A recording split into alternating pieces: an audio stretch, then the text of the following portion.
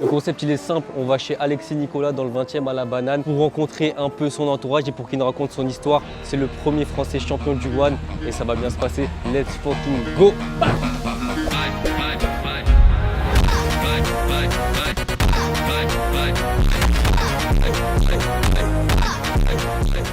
Bah, vas-y, je vais vous montrer, on va commencer tranquillement dans l'ordre.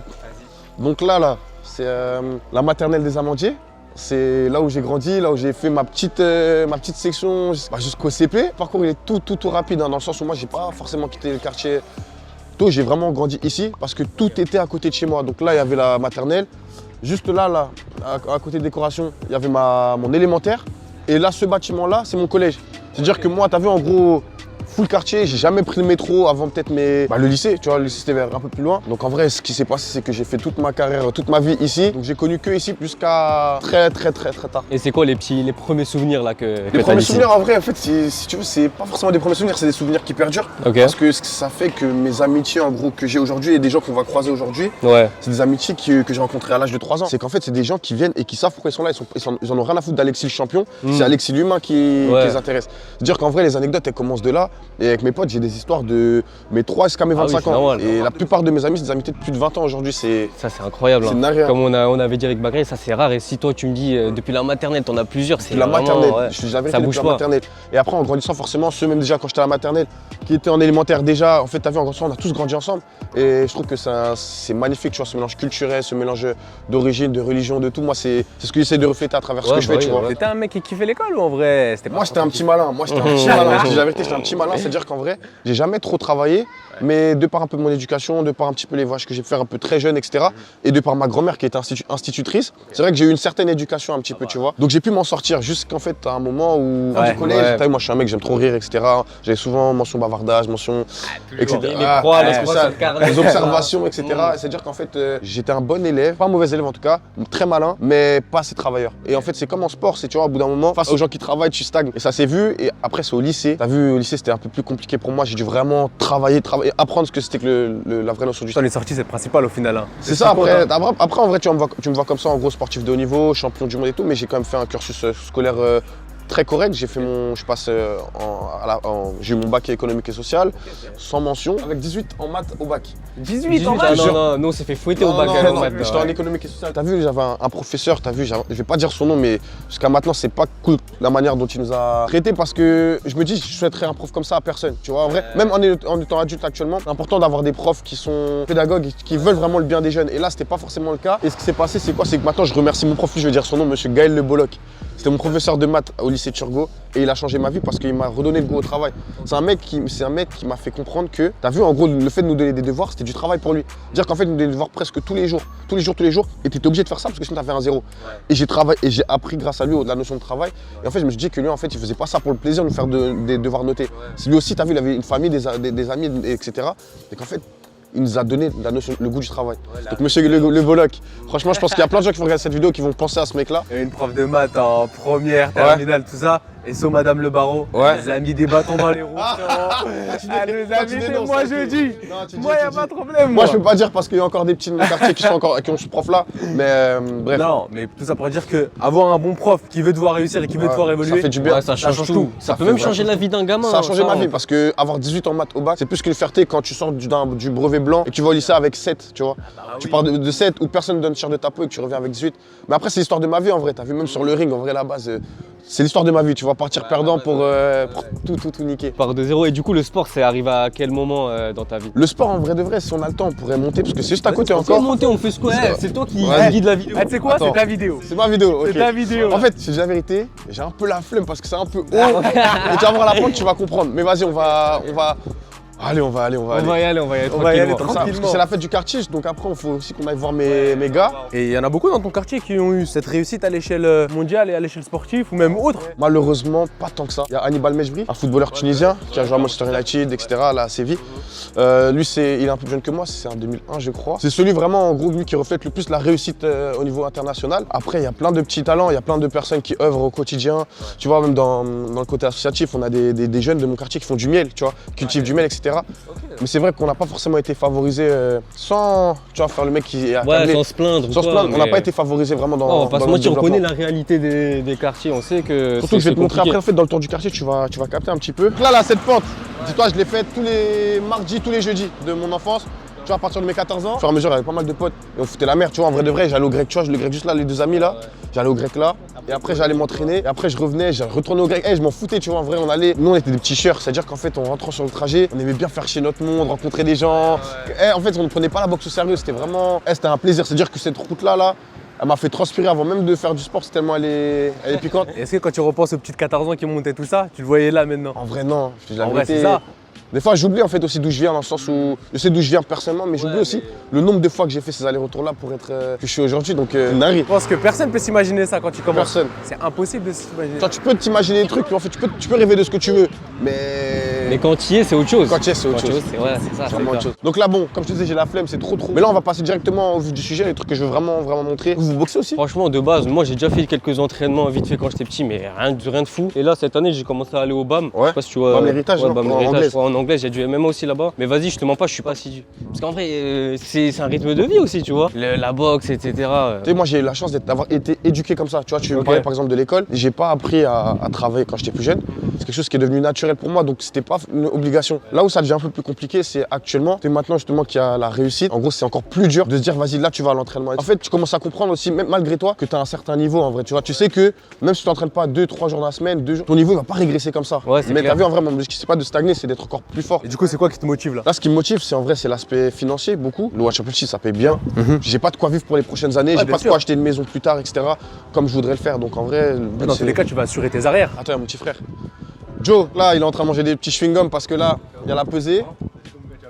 Joe, C'est comment ce soir tu combats? Ouais. ce soir, il Pareil combat. que ça va bien se passer. Donc il avait perdu contre ce gars-là, là c'est la revanche, il est un peu plus âgé, moi j'ai hâte de voir ça. J'aime bien regarder, je stresse plus quand c'est lui qui combat que Bah quand tu c'est moi, m'étonnes, carrément, tu vois. c'est ton petit frère et tout. De fou, Lui, de je fou. pense qu'il C'est doit être comment, pareil c'est pour ça, toi. comment C'est un truc que j'ai pu partager vraiment, la détermination. Il a commencé par la boxe française, après il est passé en boxe anglaise, moi je suis en kickboxing. Donc chacun son truc, il est dans le nombre de personnes Ah bah oui. et il fait son petit chemin, il n'y a pas de pression. Le parcours de ton frère, il t'a motivé à faire tout ça. C'est lui qui m'a initié à ça.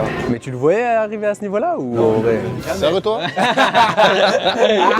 Non, ça va, il est bon à l'école, il n'y a pas de pression. Toi qui se donne les moyens de faire ce qu'il veut faire. Lui, il était fan de basket, il est fan du délire US, il est dans son délire, tu vois.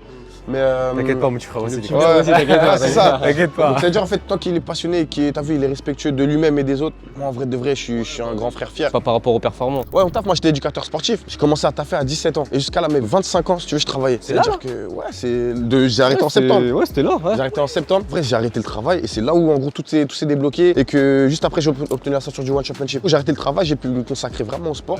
Et à partir de là, en gros, c'est là où j'ai tout enchaîné, la signature au One et après, premier combat, etc. Parce qu'en vrai, regarde, t'as vu, j'aurais signé au One, je partais en Thaïlande, etc. Je veux pas travailler, tu vois.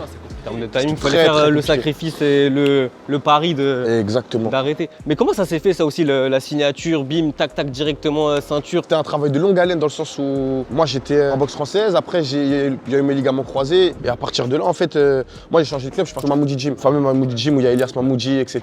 toute la team. Et j'ai signé aussi en parallèle avec Big Up Fight Management. C'est le seul manager en fait en France à avoir signé 3 gars du One pour la ceinture. Tu vois, donc moi, Elias Mamoudi et Brice Delval. On a travaillé, moi ils m'ont dit vas-y Alexis tu te tais, tu t'entraînes, il n'y a pas de star, il n'y a pas de champion, etc.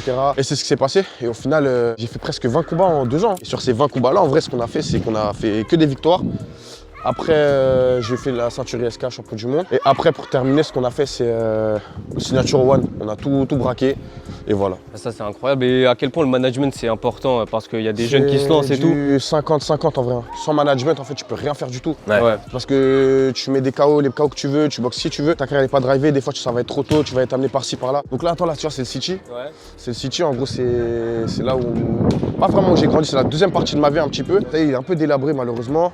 Et c'est là où vraiment, t'as vu, on joue au foot, etc. Moi, j'étais pas trop chaud en foot, hein, je te mens pas. Je regardais beaucoup. C'était chaud un peu. Hein. J'étais un bon gardien, par contre, j'étais un bon Bon gardien. gardien, ouais. Un très très bon gardien. Tu vois, j'étais un peu gros en vrai. Le cliché du gros qui va au goal, Ouais, c'est. forcément.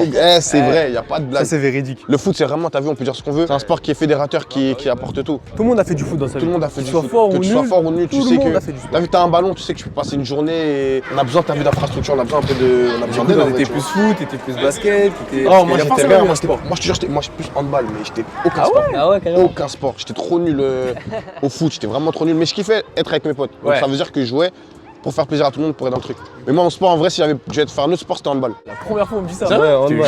Handball, pas du tout. Parce que j'étais pas doué de mes pieds, alors que maintenant, je mets des kick des baisers. Ah, maintenant, c'est low kick de fou. C'est là, en vrai, on a passé notre enfance, on a foutu la merde là-bas. Tu parles de la merde, c'est quoi? T'étais un bagarreur? Non, du tout. quoi En fait, t'as vu, on a tellement rigolé, on s'est cassé les couilles entre nous, on se terminait. Que les rap contenders. Ouais, Tu vois, on s'organisait des rap contenders, ça se terminait. Il y en avait toujours un qui rentrait, il boudait. Ok. Tu vois, c'était vraiment. Et toi, t'étais chaud là-dedans ou pas? Franchement, j'avais de l'inspi. Et j'ai toujours de l'inspi, mais t'as vu, j'ai fait en sorte que ça ressorte pas trop parce que, en gros, j'ai pas envie de miser sur l'aspect trash talk ou tout ça, tu vois. Ok, ouais, C'est je pas vois. ce qui m'intéresse. En vrai, l'aspect trash talk, c'est ça qui fait vendre. Ça peut faire triste vendre. à dire. En fait, l'aspect trash talk, c'est ça qui fait vendre. Mais en fait, je suis la vérité, je m'en bats les couilles de faire vendre. Ouais. Moi, ce qui m'intéresse, c'est de faire kiffer, en gros, les fans de sport de combat Mhm. et d'inspirer la jeunesse, en vrai, tu vois. Ouais. Non, demain, si j'ai un adversaire, en gros, il rentre dans le délire en mode ça doit se terminer, on va le faire parce que je te jure, j'ai trop d'inspi.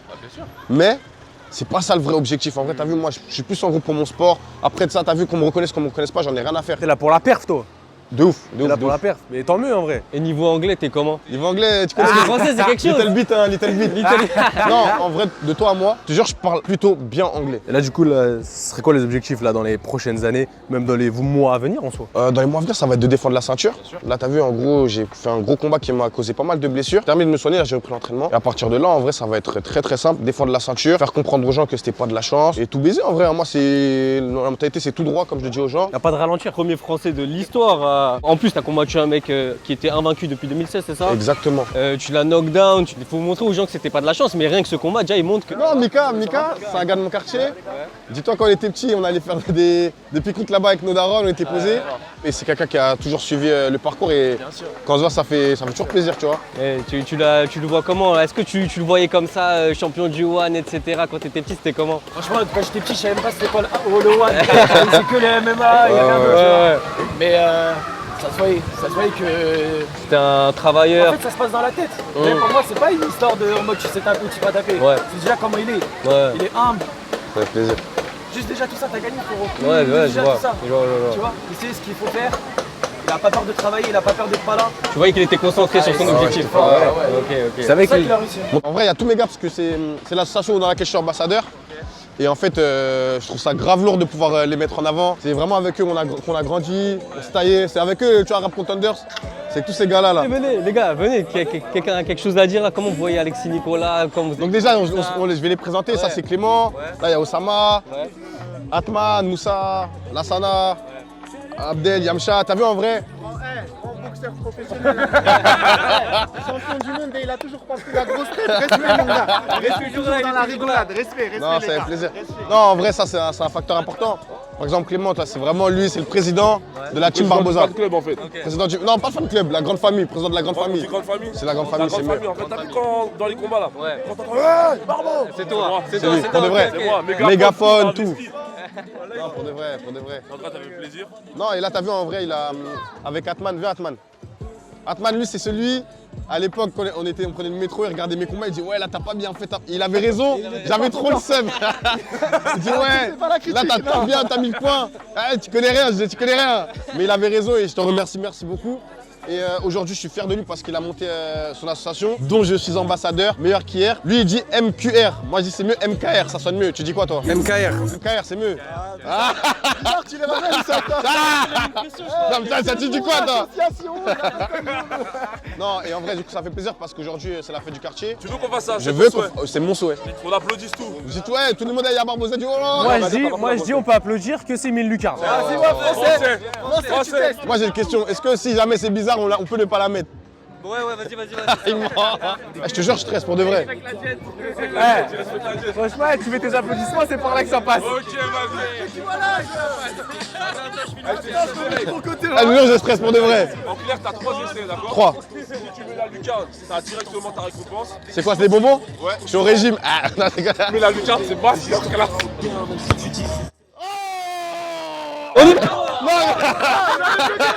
Hey, il est où le caméraman? Il est où le caméraman? T'as filmé ou pas? Eh, c'est bon, j'ai retiré toute la pression. Ah! Eh, tu mets que le premier tir. En vrai, là, vas-y, lucarne, affranchis. Là, on applaudit quand même, on s'applaudit. Mais c'est pas mal. C'est pas mal. Un petit mot après ça. Non, franchement, je suis fier de moi. Franchement, j'ai déjà fait pire. Les balles, elles étaient percées. Tu vois dans les lianes, là, regarde, ça te montre les lianes. J'allais les chercher. La grinta, moi, je veux bien voir la grinta aussi jouer à ce jeu. T'as déjà mangé le bonbon? Regarde le lacet. Regarde, il fait le lacet. Il fait le lacet. Quand tu fais le lacet, c'est fini. Et moi, regarde, pas de lacet. Paire de luxe, pas de lacet. Je vais la mettre lucarne gauche. Lucarne gauche. Et t'es droitier. Lucarne gauche. Je vais la lifter en fait. Franchement, ouais, s'il marque pas, un petit low kick. Non, ouais, un low kick. Vas-y. Mais low kick à pas 100% frère, tu vas me tuer. 40. Vas-y. T'as 3 Tu essais. ne mets pas low kick. 3 essais hein. 3 essais, low kick 40% si tu mets Je pas. sais même pas si on aura besoin de 3. Je sais même pas si on aura besoin de 3. Ok. Non, je teste la balle, Il en reste 2. Vas-y mon grand. Oh là là là là là. Attends, regarde, j'ai tapé trop haut, là j'ai tapé trop bas, là c'est bon. Là c'est bon, non. J'ai hâte de mettre un low kick. J'ai tiré mieux que lui. Ça sent que c'est en 40%. Déjà, je veux des explications. Toi, t'es dans le foot, là, ou pas du tout? À l'ancienne. Longtemps. Il a fait du foot. Mais t'es pas mal la troisième. Pas mal. Moi de base je suis venu pour faire une interview. Non, On a joué, on m'a dit 40%. 40%. Bouge pas, t'inquiète pas. Attends, fais 10. Ah, tu veux faire d'abord 10, tac. C'est quoi le lui, mieux il est- Non, je veux juste, tu vois, on comprenne. 20, 30, 40, ça fait 4 low kicks. Non, vas-y, 20, 40. 20, 40. Ouais. Ok, là c'est 20. Et là j'ai un peu mal. Non, non, t'as bougé, tu n'auras pas bougé. J'ai bougé. Non, t'as Arrête bougé. de bouger. J'ai trop mal déjà là. Bouge pas. Non, tu bouges. Là j'ai mal. Ça n'a pas d'intérêt, il bouge. Mais attends, j'ai déjà mal là, comment ça? Parce que t'as bougé, normalement là Ah, mais c'est en vrai, vraiment. c'est réflexe de combattant. Non, là c'est un des plus grands vanneurs que je connaisse. Là, on a parlé de van là. C'est Ouais. comment, c'est qui le meilleur en van? C'est chaud. En van, c'est chaud. Ouais. Mais le meilleur vanneur, c'est lui. Ah, c'est lui? Ouais, C'est il y a lui de la slip. On peut l'appeler pour une petite conférence. Vous allez voir sa tête. Vous allez comprendre.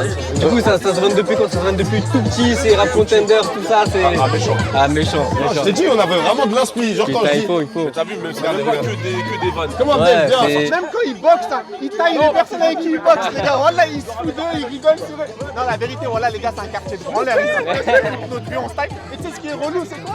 C'est que même dans le monde du travail, des fois, lui, quand il boxe, il taille. Et moi, des fois, je suis dans le monde du travail, je fais même pas exprès, je taille. Et les gens, ils le font. Mais dis-leur ce que tu fais dans la vie, parce que là tu parles comme ça, mais en vrai, lui aussi, fierté du quartier. Tu vois, tu me parlais un peu des fiertés. En gros, j'ai fait un double master en ingénierie statistique. Tu vois, j'ai terminé major de promo avec 17 de moyenne. Et là, je travaille en tant qu'ingénieur à la BNP et je suis prof de maths à l'université. Ça s'applaudit. Merci, monsieur. Oh Merci. là là, Merci, monsieur. Merci, monsieur. Non, et c'est ça en vrai, t'as vu, je te dis la vérité. Hein. Tu peux avoir la ceinture que tu veux, etc. Mais il y a des champions de la vie au quotidien. Et quand tu viens d'un quartier et que tu arrives à t'en sortir comme ça fait vraiment encore plus kiffer. Et c'est ça en vrai, moi que j'aimerais bien mettre en avant, tu vois. Les parcours comme ceux-là en vrai, tu vois. Donc ouais, non, on a grandi dans un quartier vraiment, ouais, ça se termine. Mais attends, parce que Modibo il disait, en gros, moi j'ai pas de limite quand je termine. C'est quoi la limite? Quand tu dis y a pas de limite, c'est quoi? Ça va loin, ça va loin. Des fois, sur des sujets où toi, t'as la larme à l'œil, genre, Personne. il pousse, genre. Ah ouais. Et... pas Arrête, t'as ça. vu, maintenant, le problème, c'est avec le statut. Ouais.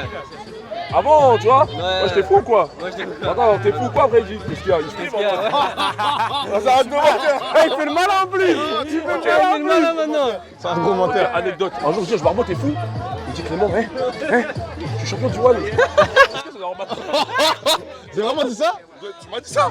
Mais c'est sorti comme ça. Ah mais je rigolais. Ouais, mais j'espère. Ah, c'était drôle en tout cas. Peut-être pas, peut-être pas. Peut-être c'est pas trop pour rigoler. Ouais, c'est pas. Non, c'est vrai, ça se terminait beaucoup, mais t'as vu, ça fait vraiment ce que je suis aujourd'hui parce que t'as vu, même pour subir, en gros, t'as vu les tweets, les trucs comme ça, des fois, c'est des trucs méchants, gratuits, tu vois. Ah oui, Et t'as vu, en vrai, ça m'a permis vraiment de prendre sur moi, d'accepter la critique, etc. Mais tu vois, les petits anonymes là sur Twitter et tout, ça t'es obligé d'encaisser. Quand il y a la fame et tout, t'es obligé. T'es obligé Sinon que t'es tu mort. l'aies, que tu- Mais en vrai de vrai, tu vois, le fait qu'il ait vécu dans ce climat-là où on se taille des fois pour rien. Tu sais, des fois, c'est genre, il était posé. Moi, j'arrive, je le termine. Inversement. C'était vraiment du gratuit. Je te cache pas, quelqu'un derrière son écran. On va aller voir le TEP, dont je vous parlais tout à l'heure, le stade qui avait été en construction. Ok. C'est Nicolas Rossi Ouais. Oh Ah, là, t'étais à deux doigts de me louper, hein, là, la star, elle va. Là, je vais montrer le TEP. Rossi aussi, hein, t'as vu, qui me connaît très très bien, on a grandi ensemble pareil. T'en penses quoi du petit gamin qui est devenu grand homme? Incroyable. Incroyable exemple. Franchement, bonne mentalité depuis le début. Et il mérite ce qu'il a aujourd'hui. Est-ce que tu l'as vu changer par rapport à que ce soit son comportement ou même sa manière, dire que j'ai pris la grosse d'être tête, avec les gens? Ou ça a toujours été le même personnage, toujours la même chose avec vous? Toujours le même personnage. Il n'a jamais pris la grosse tête. Malgré le changement de situation de carrière, jamais pris la grosse tête, nous a toujours parlé de la même manière. Continue, c'est bien, c'est bien. C'est pas de la chèvre, les gars, c'est pas forcé. Non, je t'aurais dit la vérité. Il aurait changé. comme ça. Je t'aurais dit, il a changé. Et il a c'est vraiment vrai. pas changé. Quand on voit les gens en mode, oh là là, on peut prendre une photo. Nous, on est choqués. On se dit, mais c'est qui lui? Tu vois ce que je veux dire, mon frère? Tu vois, mais en fait, on le voit différent parce qu'en fait, justement, avec nous, il reste le même. Tu vois.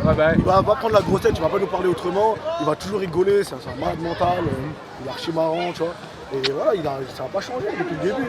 Et heureusement pour lui en vrai. Mais après, je pense qu'il a un entourage qui fait qu'il ne va pas forcément changer, tu vois. Il va voir que ça va être bien. Et est-ce que vous réalisez quand même que dans votre quartier, mine de rien, ça reste un petit quartier du 20e arrondissement, vous avez le premier champion du One français. C'est une dinguerie, les mecs. Franchement, je pense que nous, on réalise même plus que lui.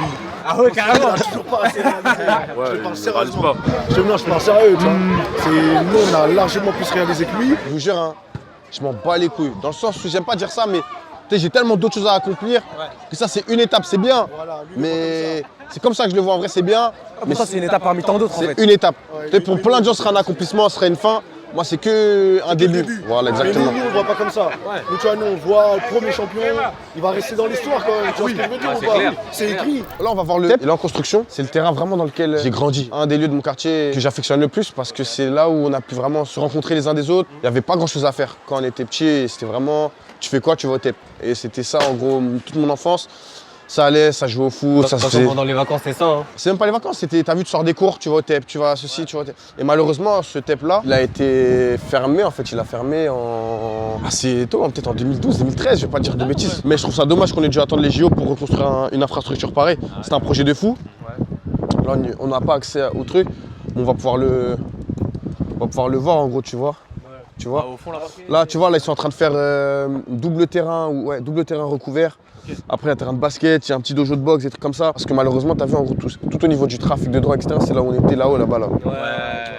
Et les petits, ils ont vu que ça. En fait, c'est-à-dire que comment tu veux te développer quand tu n'as pas une infrastructure nécessaire, quand tu es dans un truc où tu vois en gros les plus grands qui bicravent, etc. C'est-à-dire que c'était archi malsain et ça a créé une génération. Je te dis, dans mon quartier, la génération en gros entre moi et les plus jeunes, c'est la merde. C'est la merde parce qu'ils ont vu que ça, ils n'ont pas pu côtoyer des gens qui réussissent, ils n'ont pas pu voir la vraie réussite. Donc je trouve ça dommage. Et c'est ce qui me tient à cœur, c'est de pouvoir finalement, dans les années à venir, œuvrer un peu pour la jeunesse, créer des événements, faire kiffer tout le monde. Et montrer que c'est possible. Leur Toi montrer aussi, que c'est tu as possible. envie d'être ce porte-étendard là. Je dis la vérité, hein, je suis plus connu à l'international que dans mon propre quartier. Hein. Ah ouais. Ouais, t'as vu, là, je te dis la vérité. Il n'y a rien qui est mis en place dans mon quartier pour que je sois connu et j'en ai rien à faire parce que je suis bien comme ça, limite, je préfère. Parce que t'as vu, j'aime bien. Tu sais, quand je vais dans un point A, c'est d'un point A à un point B en discrétion. Mais dans mon quartier, la plupart des jeunes, ils savent pas ce que je fais. C'est une dinguerie. Hein. Est-ce que toi, tu as un message pour ton quartier, mais même pour tous les autres quartiers de France, ou même pour tous les jeunes? Bien sûr, c'est de croire en soi, faire attention en gros quand même au choix. En gros, l'éducation des parents, elle est primordiale.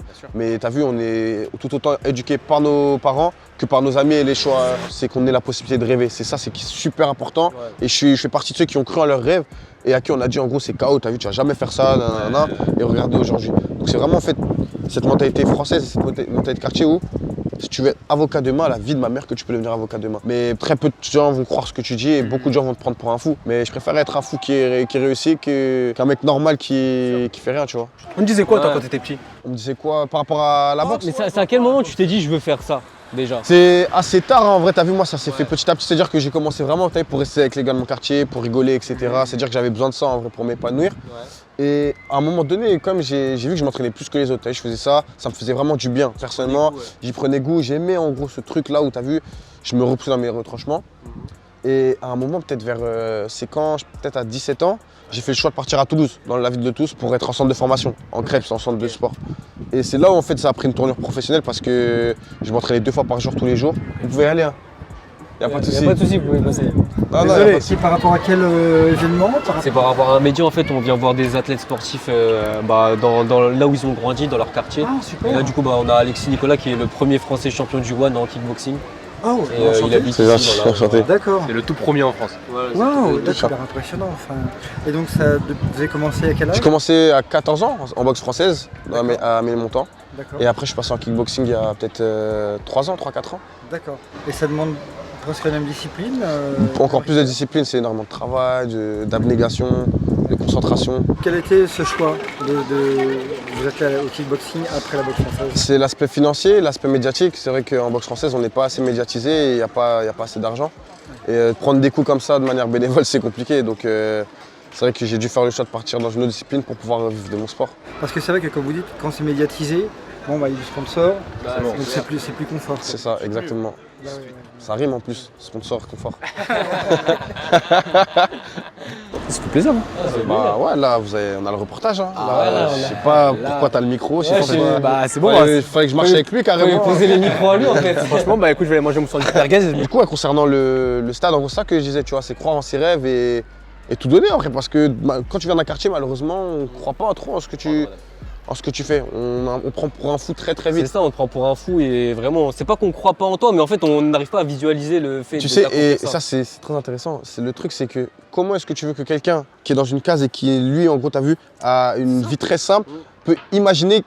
En fait, c'est même pas contre toi, c'est même vis-à-vis de lui-même qu'il imagine même pas que c'est une voie possible pour nous, tu vois. Et toi, tes parents, ils visualisaient comment tout ça? Moi, bah, ça s'est fait progressivement. C'est-à-dire qu'en vrai, quand ma mère, en gros, elle me voyait vraiment tout début, bah, elle était fière de moi parce qu'elle me voyait, en gros, me mettre dans le sport, ça m'épanouissait, ça me faisait perdre du poids, ça m'a fait prendre vraiment confiance en moi. Donc, il y avait vraiment le côté maman pure, en gros, qui voit son enfant se développer et s'épanouir. Et après, en gros, il y avait le côté où elle s'est dit, ah ouais, mais là, ça prend une ampleur supplémentaire. Le petit, il fait des résultats, etc., etc. Donc là, il y a un truc quand même sérieux, là. Ouais.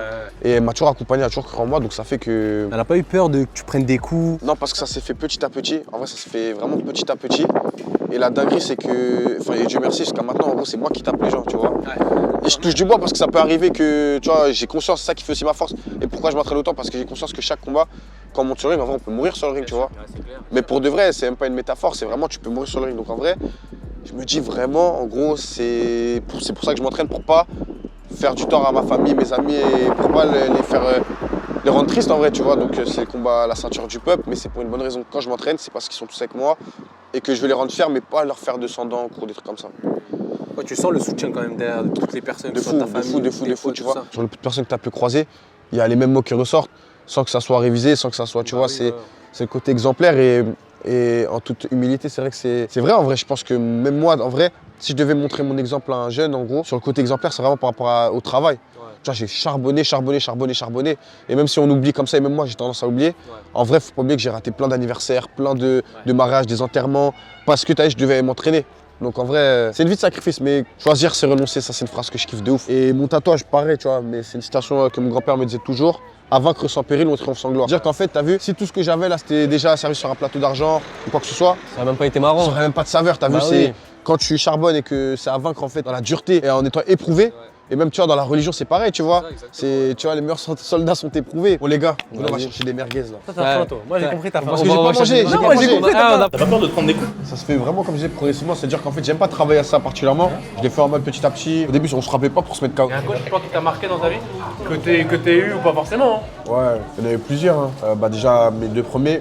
Isabelle et Youssef, en gros, du quartier, enfin, en gros, dans le copieur sportif. Ouais. Eux, ils m'ont permis vraiment de découvrir la boxe dans un environnement sain. Ils m'ont aidé, tu vois, même financièrement, en gros, à payer mon centre de formation au début. Les cotisations, le prix, il était plus bas. Vraiment accompagné dans cette démarche de pouvoir financièrement m'accompagner et tout. Après, tu vois, je leur ai rendu la monnaie de leur pièce, enfin, au copieur sportif, parce que je me suis licencié longtemps là-bas. Okay. J'ai donné des cours pendant très longtemps là-bas. Ça a pu faire en sorte que le club ait des subventions, etc. Alors que je boxais plus, que je suis content de ça. Après, tous mes coachs, hein, même les coachs en équipe de France. J'ai une anecdote avec Fatimira et Richard Aguenina. Et Richard Aguenina, c'était un coach, je trouvais que j'étais trop gros. C'est qu'un jour, il m'a dit, ah, t'es trop gros. Et lui, il adore courir. Ouais. Et la punition, c'était que je devais aller courir avec lui. Je lui ai mis vitesse. J'ai couru. Jusqu'à le lendemain, il a eu un claquage. J'étais trop fier de moi, ouais. Mais tu dis que t'étais gros, c'est quoi gros? Non, en fait, j'étais pas gros. Et des jours plus. Là, quand il dit que j'étais trop gros, c'était pas physiquement, c'était en mode par rapport au poids. J'ai dû boxer à 75 kilos. Ouais. Et en fait, en boxe française à l'époque, c'était très. Fallait être à plus 3 kilos maximum. Okay. Et moi, je devais être à 79. Okay. J'avais 4 kilos de plus, tu vois. C'était pas je boxais le lendemain, je boxais peut-être 3 ou 4 semaines après. Hein. Ah ouais, d'accord, ok. Ouais, j'avais vraiment du temps. Ouais, il y avait de la marge encore. Mais c'était pas comme en MMA ou en kickboxing. Et donc ça a fait que, parti, il a dit vas-y Alexis, t'es trop gros, directement tu viens courir avec moi. Je suis parti courir, mais sauf que moi je cours vraiment bien. Au début il courait, j'ai tac, claquage. J'étais trop fier. C'est une dinguerie de se claquer. Au mollet, claquage au mollet. Ouais, c'est une dinguerie. Voilà, c'est une dinguerie. Ça j'étais en mode vraiment, t'as voulu me faire courir. Hein. Après il voulait plus courir avec moi. Mais je l'aime trop. Après, ouais, mes coachs actuels, hein.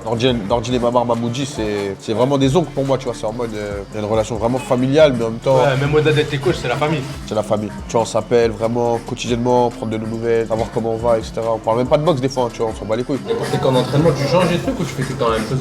Non, tu changes en fait par rapport à l'adversaire. Ouais. Tu changes par rapport à l'adversaire, tu changes. Tu vas toujours dans les mêmes endroits ou tu... Moi, je change pas, je reste dans mon club. J'ai pas envie de me mélanger, j'ai pas envie de. Bah, surtout que le club où t'es, c'est top niveau. Et qui tes combattants français, toutes disciplines confondues, que tu kiffes bien regarder, que ce soit sur le combat, hors du combat aussi? En vrai, il y a mon frérot Salah. Nadine, lui, je kiffe parce que c'est un bosseur de fou. Et encore plus que moi. Tu vois, ouais, vraiment, j'ai beaucoup travaillé. Hein. Mais j'ai rarement rencontré des bosseurs beaucoup plus durs que moi. En fait, je le vois, t'as vu, tu sais quand quelqu'un il charbonne de ouf. Ouais. Et il est à la salle tout le temps. Tout le temps. Et je vois en gros à quel point c'est un charbonneur. Et c'est impressionnant. Premier à qui tu penses. Après, il y en a forcément plein d'autres à qui on respecte, etc. Mais dès que tu as gagné la ceinture Juan, il y a forcément une comparaison qui a été faite avec Cédric Doumbé. Vous étiez les premiers champions français de votre organisation. Vous avez combattu un mec qui était vu comme invincible. Vous êtes en welter. Comment tu as vu cette comparaison-là? Et il y a même aussi Alex Pereira qui est parti au MMA, tu vois. Il y a plein de kickboxers qui migrent à ce niveau-là. Mais toi, déjà, cette comparaison-là, tu l'as vu comment? Parce qu'on a vu que tu avais réagi dessus. Ouais. Mais tu la vois comment, là, 1 mois, 2 mois après? C'est un honneur, tu vois. Je me dis que si on m'a comparé à Cédric Doumbé, c'est que c'est un des meilleurs kickboxers, voire le meilleur kickboxer de l'histoire du kickboxing, tu vois. Maintenant, moi, quand j'ai réagi, c'est vrai que j'ai réagi. C'était pas à chaud, c'est juste que tous les médias m'appelaient, me parlaient de Cédric Doumbé, limite plus que de moi. En fait, c'est comme si j'étais en gros là pour faire du buzz, faire des clics. Et en vrai, je l'ai mal pris. C'est-à-dire qu'en vrai, moi, j'ai dit quoi? Parce que c'est un frérot à moi, tu vois. C'est vraiment, je sais plus le chute exact. En gros, respect à Cédric Doumbé, mais je suis en train d'écrire ma propre histoire. Ce qui est vrai. Et ce qui est vrai à 100%. Les gars, parlez de moi, on peut parler de Cédric Doumbé dans l'interview, on peut parler de Cédric Doumbé quand vous voulez. Mais parlez aussi de mes exploits et mettez-moi en avant dans le sens où ce que j'ai fait, ça mérite d'être expliqué et d'être. Ouais, non, c'est clair. Après, je pense que la comparaison, elle a lieu d'être, vu que, franchement, comme tu as dit, vu qu'on te compare à Cédric Doumbé qui lui a tout éteint au glory, toi tu commences à être le premier champion français du One, qui est vraiment l'organisation du kickboxing là en ce moment-là, comme l'était le glory à l'époque. Et une transition à MMA, si tu casses tout au kickboxing, est-ce que ce serait pas, on va dire, la suite logique dans 5-6 ans, comme Alex Pereira, comme Cédric Doumbé? Ça aurait été la suite logique, mais petit à petit, je me rends compte que c'est pas forcément mes objectifs de vie, tu vois. J'ai trop de passion, tu vois. J'ai l'acting, le modeling photo, plein de choses. Et c'est-à-dire qu'en fait, je me dis tous ces sacrifices-là, d'aller commencer vraiment le sol, etc., etc. Est-ce que c'est mon rêve à moi ou c'est le rêve des autres aussi, tu vois? C'est ça, ouais. C'est quelque chose auquel je réfléchis beaucoup en ce moment, qui me fait vraiment réfléchir parce que j'ai pas envie de me retrouver dans 3 ans et me dire putain, j'aurais dû faire du sol aujourd'hui. Donc je réfléchis beaucoup à. Je veux pas que le train passe, mais je veux pas en gros prendre un train qui m'emmènerait là où je veux pas arriver. Ouais. Et ça s'est passé comment du coup pendant les 5 rounds, tout ça là? Est-ce qu'il y a des moments où tu te souviens qui étaient décisifs pour toi? Non, en vrai, t'as vu le combat, il continue, il est là. Je me disais quand même, les minutes elles passaient assez vite quand même. Hein. Okay. Tu vois, c'est en mode, j'étais là, physiquement j'étais prêt. C'est-à-dire qu'en vrai, j'enchaînais. Je calculais même pas trop en vrai. Hein. Je devais faire attention à pas prendre des coups de genoux. Ouais. C'est ça le seul truc relou. C'est-à-dire que là, même là, pour les prochains combats, s'il y a une revanche contre lui, c'est ça qui me casse les couilles. C'est vraiment le seul truc, c'est les coups de genoux. Ok, il t'en a mis, ça t'a sonné un peu? Même pas, en gros j'ai tout esquivé. Tu vois, il y a même des images où on me voit prendre un coup de genou, c'est vraiment en mode je suis là et j'esquive, tu vois. Mais il n'y a aucun coup de genou qui m'a touché. Est-ce qu'il y a un moment donné, comment tu t'es dit, ouais là je peux gagner? Premier round, déjà je voyais un petit peu en gros que là, il captait pas ce qui se passait. En mode, il avait un temps de retard surtout. Deuxième round, c'est là au moment du down. Là, je sais que je gagne. Troisième round, je vois en mode ça se passe bien, mais il accélère un peu. Ouais.